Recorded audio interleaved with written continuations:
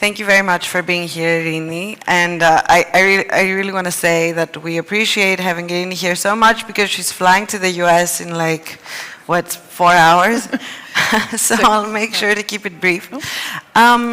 First of all, I was wondering if you could tell us what gaps is your company feeling? Absolutely. Through the help of AI. Absolutely. So firstly, nice to be here today. Thank you so much for having me. I think when we first started out the business, and many people say when they start a startup, you expect to pivot. We really didn't, actually. So I had a few early investors. This was my third startup. And effectively, those early investors owned hospitals that had a wealth of electronic medical record data. And while they were undergoing actually an acquisition by a larger company, their question to me at the time was about understanding the value from that electronic medical record data and how it could help patients, how it could drive clinical research, and how it could really just improve medical care overall. And so that got my wheels spinning. Started focusing very specifically on the space. I've also been laser focused on natural language processing for the past decade. And so when you look at an electronic medical record, it's very heavily comprised of physicians' notes that are typed into a system.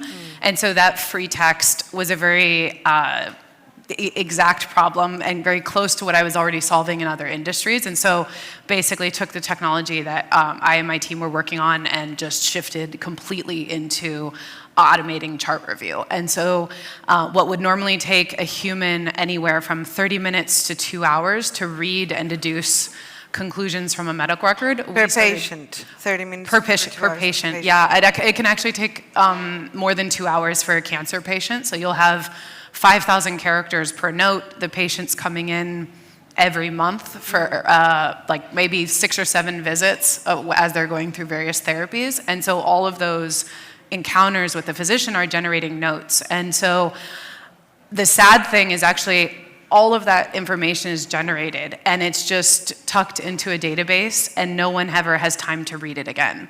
And so we thought that that was, to be honest, an insult to the patient because at the end of the day, physicians are very busy, but their data could actually help guide their care, and it was never accessed. So we set out to automate the reading of that, and really we're very early on the focus to do so with a large language model, and so spent the pandemic building out the technology to do that. How long does it take the AI to read a patient's medical record? It depends how much computing power you throw at it. So if it's on 2 GPU, that would be half a second, or actually 0.3 seconds per note. And so what that translates into, just so everyone has a context of what we're talking about, if you had 500,000 diabetes type 2 patients, it would take a human 53 years to read their last 12 months. Yeah. On our system, if you only had 2 GPU, 94 months. 16 GPU, a 16th of that. And so or an eighth of that, sorry. And so basically, the more computing power you deploy, effectively you can do it much faster. And so we're now at nearly real time, depending on the use case and how far back we're reading in terms of patient histories. And what is the effect on that on healthcare? Both when it comes to clinical trials and when it comes to the actual medical care that a patient receives? Yeah, absolutely. So it's really, we took the stance that automating chart review is valuable for many different aspects of healthcare. And so whether it is finding patients for clinical trials or actually conducting observational research, you're actually looking in many cases for the same clinical characteristics. So let's take, for example, the size of a tumor. That might be relevant for qualifying a patient for a study. It also will be relevant for completing a tumor registry, and it also will be relevant for determining what that patient's optimized care pathway should be. And so I think really where this starts to become even more impactful is driving kind of this new opportunity around what's called evidence-guided care pathways. And we've had some really great successes that we've been really excited about, because it's helping patients where they otherwise just would not be getting the care that they're supposed to be getting.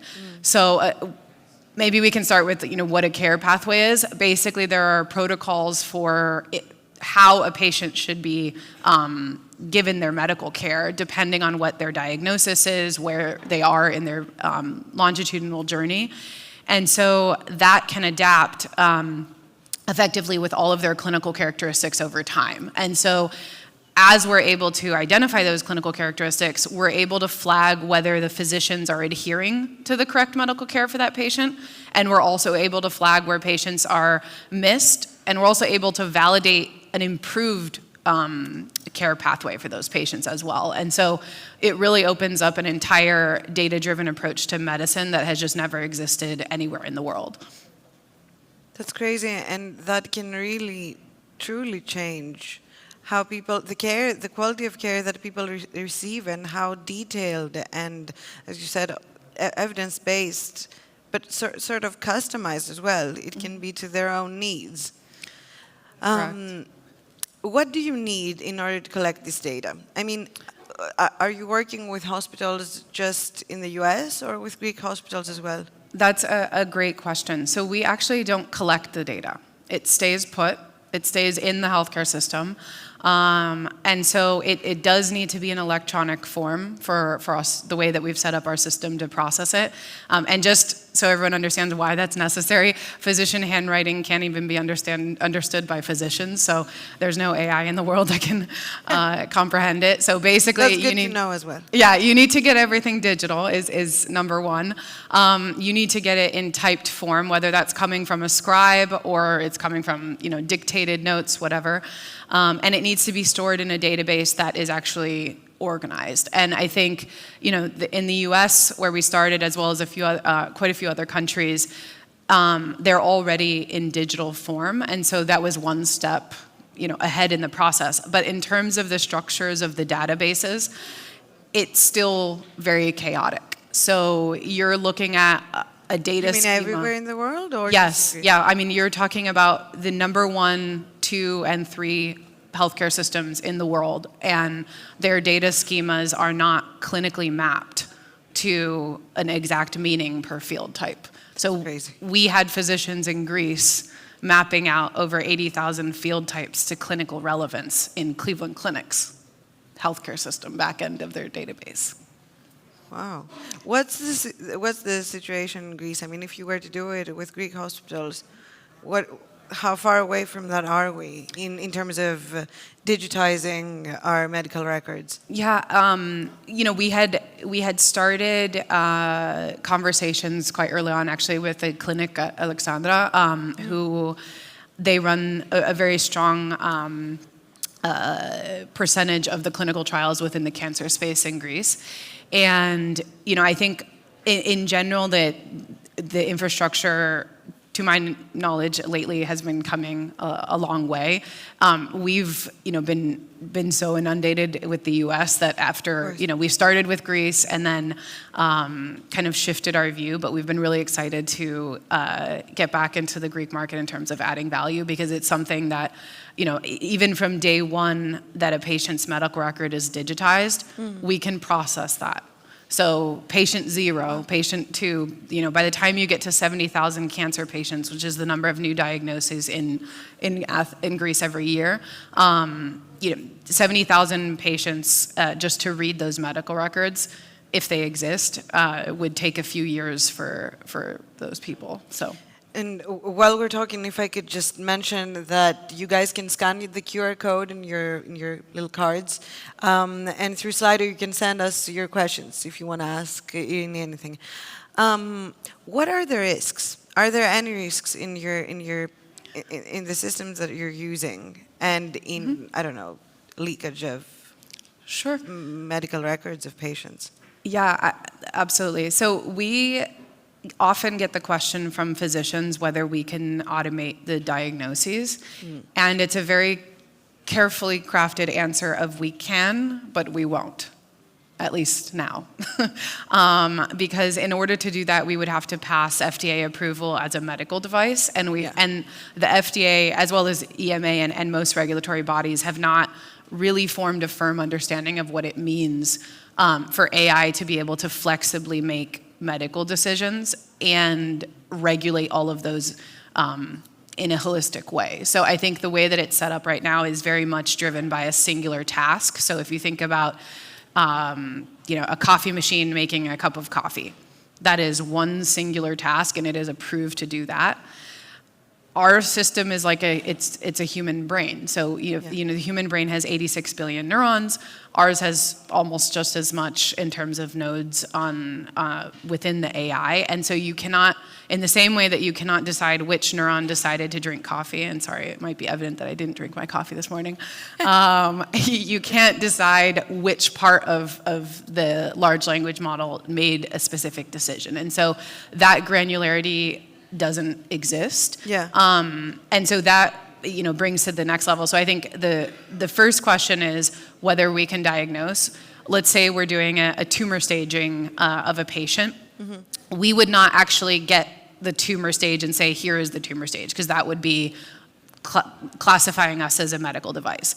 However, we can say the size of the tumor, the lymphatic spread, and the metastasis, such that a physician would look at that and say, obviously that's a TNM score of X. And so the physicians actually love that because it brings the information to them. And so the way our system works is that it automates not only the reading and the answering of questions about those patients, but it also pinpoints the exact part of the medical record that led to that conclusion. So it's completely auditable, removing the black box. How could we make sure that a lot of people will have access to this? Because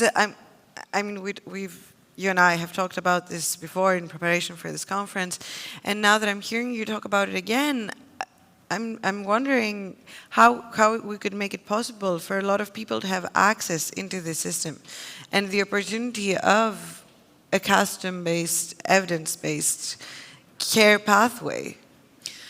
It's really important at institution levels or at government levels that it's a very much a defined priority. And so for us specifically, I'll take kind of the outside of Greece approach first. It has been an effort where we are almost always starting off with someone who has a C and an I for informatics in their title. And they really need that level of seniority as an executive to be able to have purview over cybersecurity, over IT infrastructure, computing infrastructure, et cetera, as well as even what's actually being done in medicine. And so it does take a top-down approach. And so each of these healthcare systems partnerships that we work with, for example, Cleveland Clinic is about 5 million patients across 4 countries. Wow. Number 1, number 2 hospital in the world. Then you have NYU Langone, just as many. And when we start to get down the line and we're already looking at 15 million patients that we're processing daily, our goal is to just keep expanding that as fast as we possibly can. And so we've streamlined the approaches to how the databases get implemented, how we're set up and installed.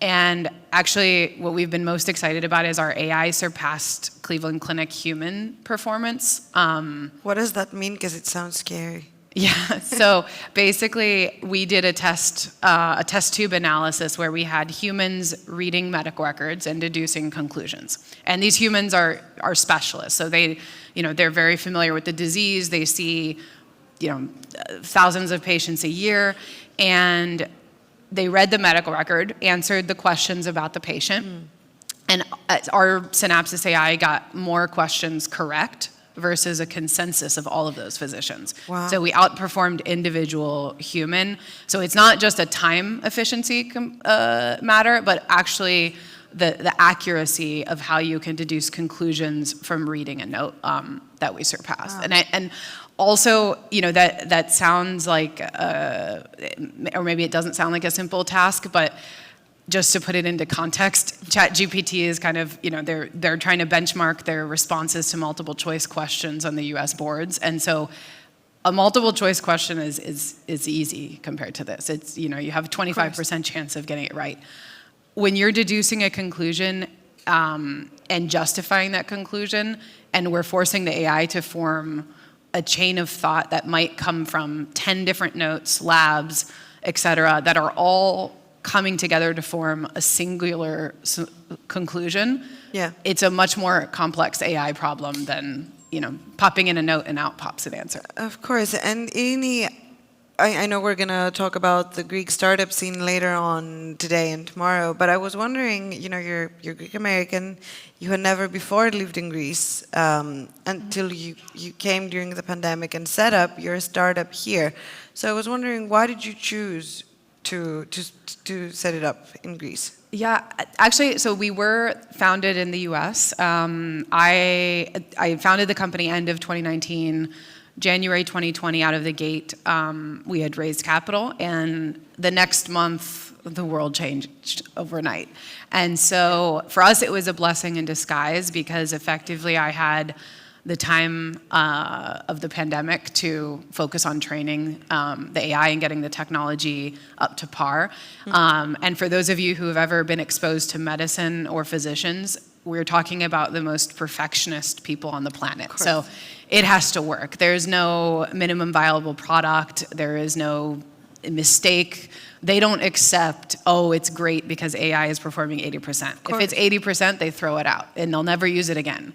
So for us, that was an opportunity. And, I was staring at the pandemic in the US where everything was shut down. I was in Los Angeles at the time where we had 2 earthquakes, forest fires. There were, the National Guard was rolling in tanks into the city with a little bit of chaos around the George Floyd protests. Our offices were burning on fire. So we're salvaging laptops, and I'm thinking, okay, we have to go somewhere we can actually work. Yeah. And Greece was open at the time, and I think something that I always knew just through friends, cousins, and coming and being involved in the Greek ecosystem overall, but I had somehow forgot was that physicians had a gap of 3 to 5 years before starting their residencies. And so I remembered that, or rather realized it, and it kind of, light bulb went off. And so I opened up the Greek office and started hiring physicians out of med school.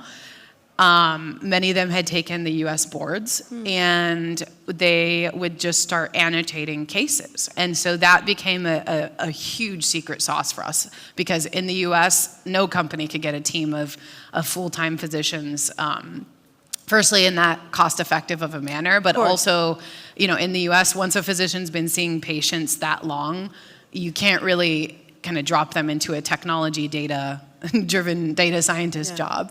It makes sense that you would need younger people. Yeah, exactly. And so we had, 20-something physicians that were teaching how to code in Python. They ultimately all learned how to do the SQL queries on the database in the US. They all went through all the training for getting into basically being contractors of a US hospital. And so we operate within US hospitals' firewalls from Athens. That's crazy. I guess it's a testament to our globalized world. We have 2 questions from the audience for you, Eirini, right before we move on to the second session of the conference. So the first anonymous user says, what measures have been taken to protect the patient's personal data? Great question. So firstly, we are not removing any data from the healthcare system firewall. Our team is acting as employees of that hospital. And so that actually goes significantly beyond the HIPAA requirements, which is the analogous GDPR in the US.